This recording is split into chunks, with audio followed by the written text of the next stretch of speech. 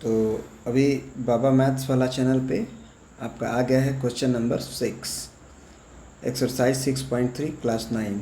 क्या कह रहा है कि इन फिगर 6.33, ये आपका फिगर है 6.33, P Q and R S are two mirrors placed parallel to each other.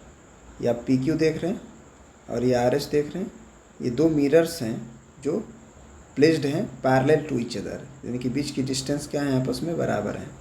N incident ray A B strikes from the mirror P Q से बी पे स्ट्राइक करता है and reflected ray moves along the path B C, और जो reflected ray है वो B C path से ऐसे मूव करता हुआ चला जाता है।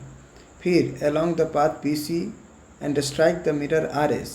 ये जो गया रिफ्लेक्टेड रे पी क्यू का, वो आर एस के लिए इंसिडेंट रे हो गया, और फिर यहाँ से सी से रिफ्लेक्ट होके सी डी के अलोंग चला गया।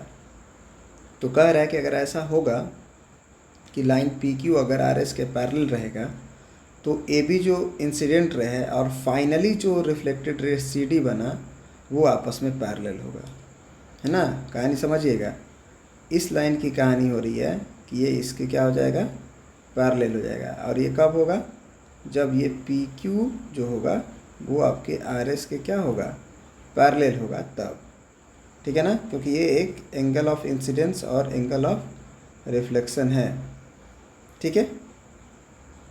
तो चलिए कैसे प्रूफ करते हैं इसको देखिए। अगर सोचिए कि अगर हमें ए बी को पैरेलल प्रूफ करना है किस चीज़ के, सी डी के, तो हम क्या करेंगे तो प्रूफ हो जाएगा। हमने गिवन पहले ही से लिख दिया है कि पी क्यू जो है वो आर एस के पैरेलल है। हमें प्रूफ करना है कि ए बी जो है वो सी डी के पैरेलल है। ये A B line C D के पैरेलल है। एक कंस्ट्रक्शन हम किए हैं यहाँ पे, वो क्या है कि बी एन, देख रहे हैं आप, देख रहे होंगे आप, ये बी एन है आपका, इस परपेंडिकुलर टू पी क्यू, ठीक है ना, इस परपेंडिकुलर टू पी क्यू। फिर आगे दिया हुआ है कि C M is perpendicular to R S. हमने खुद कंस्ट्रक्शन किया है और इस एंगल को 1, इसको 2, इसको 3, इसको 4 हमने मान लिया, ठीक है। अब देखिएगा ज़रा हम क्या बोल रहे हैं, ठीक है। देखिए हम ये बोल रहे हैं आपको कि तो चलिए अब शुरू करते हैं हम लोग क्वेश्चन को, ठीक है, और प्रूफ करते हैं। तो हमने बोला कि अगर ए बी को सी डी के अगर पैरेलल प्रूफ करना है आपको, तो आपको ये क्या करना होगा कि ये लाइन और ये लाइन अगर पैरेलल है तो ये आप देख रहे हैं कि एक ट्रांसवर्सल लाइन है, यानी कि जो बी सी है रे आपका, ये एक ट्रांसवर्सल लाइन है। अगर आप किसी भी तरह से ये पूरा एंगल को, अगर ये पूरे एंगल के बराबर प्रूफ कर दें तो हम कह सकते हैं कि अल्टरनेट इंटीरियर एंगल बराबर हुआ, इसीलिए ए बी लाइन और सी डी लाइन पैरेलल होगा। क्योंकि कोई भी दो लाइन अगर पैरेलल होना होगा तो अगर ये अल्टरनेट इंटीरियर एंगल बराबर हो जाए तो हमारा काम हो सकता है। तो यही तो हम कह रहे हैं कि ये पूरा एंगल इस पूरे एंगल के अगर बराबर हो जाए तो हम लोग प्रूफ करने में सक्षम हो जाएंगे। तो अब मेरा उद्देश्य क्या होगा, अब मेरा उद्देश्य होगा कि किसी तरह से पूरा ये एंगल को पूरे एंगल्स के बराबर करना, ठीक है। तो देखिए हम कैसे करेंगे।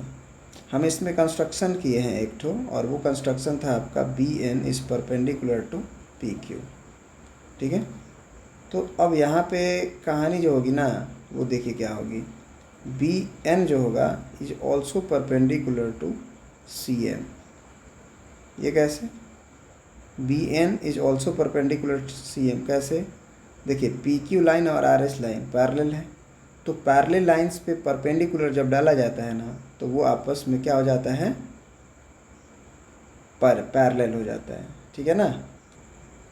तो चलिए ये आप कारण में लिख दीजिएगा, ठीक है, कि आपने कैसे इसे पैरेलल बोला, अब परपेंडिकुलर बोला, sorry, B N is also parallel to, parallel है ना, परपेंडिकुलर नहीं, B N is also parallel to क्या हो जाएगा, सी एम। तो अगर ये पैरेलल हो गया तो हम ये तो कह सकते हैं ना कि एंगल जो 2 होगा वो एंगल 3 के बराबर होगा, क्योंकि ये लाइन और ये लाइन पैरेलल हो चुका है।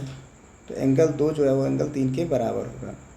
लेकिन हमें प्रूफ करना है कि ये लाइन और ये लाइन पैरेलल है, तो हमको एक का सहारा लेना पड़ेगा, ठीक है ना। ये जो एक है एंगल 1 और एंगल 4, इस पूरे को भी देखना पड़ेगा। तो ज़रा सोचो कि ये अगर बराबर आ चुका है तो हम क्या दोनों तरफ 2 से मल्टीप्लाई कर सकते हैं? तो बिल्कुल कर सकते हैं, अगर बराबर इक्वेशन हो तो 2 टाइम्स ऑफ एंगल 3। अब देखो 2 ऑफ एंगल 2 को हम क्या एंगल 1 प्लस एंगल 1, ऐसे एंगल 1 प्लस एंगल 2 लिख सकते हैं। सबसे पहले तो आप ये समझो कि 2 ऑफ एंगल 2 को आप ये लिख सकते हो एंगल 2 प्लस एंगल 2, और एंगल 3 का 2 टाइम्स लिख सकते हो एंगल 3 प्लस एंगल 3। इसके बाद वाला जो स्टेप है उसको ध्यान से देखने की ज़रूरत है। हम देखो यहाँ पे कहेंगे कि एंगल 1 जो है हमारा वो एंगल 2 के बराबर है। कैसे? तो incident angle of incidence is equal to angle of reflection. तो एंगल आई बराबर एंगल आर होता है, इसलिए तो ये एक नॉर्मल था, तो ये आपका इंसिडेंट रे था और ये नॉर्मल के बीच एंगल ऑफ इंसिडेंस। ये रिफ्लेक्टेड रे था और ये नॉर्मल था, उसके बीच का एंगल ऑफ रिफ्लेक्शन। उसी तरह से एंगल 3 जो होगा वो 4 के बराबर होगा, क्योंकि ये आपका एंगल ऑफ इंसिडेंस है आरएस मिरर के लिए, और CD है जो रिफ्लेक्टेड है। तो नॉर्मल और इंसिडेंट रे के बीच में एंगल 3 है, तो वो एंगल ऑफ इंसिडेंस हो गया I और ये हो गया एंगल ऑफ रिफ्लेक्शन। तो ये आपस में बराबर होते हैं। तो हम यहाँ पे एंगल 2 जो है एगो, उसके जगह पे हम लिख सकते हैं एंगल 1 प्लस एंगल 2, एगो को रहने देंगे। फिर एंगल 3 की जगह पे लिख सकते हैं एंगल 3 ही रहने देंगे, एंगल ये वाला 3 जो है उसकी जगह पे लिख देंगे एंगल 4, और ब्रैकेट में क्या लिख देंगे कि angle of incidence is equal to angle of reflection. अब देखो ये बातें अगर आ गई ना, तो यही बातें तो हमको प्रूफ करना था। 1 और 2 अगर बराबर आ चुका है 3 और 4 के, तो हम कह सकते हैं कि this is alternate interior angle, this is alternate interior angle. आप ये लिख लें, this is alternate interior angle, ठीक है ना। इसलिए हम क्या कह सकते हैं, therefore AB is parallel to क्या CD। लास्ट लाइन ये लिख और प्रूव्ड लिख देंगे, ठीक है ना। आई होप ये क्लियर हो गया होगा। Thank you.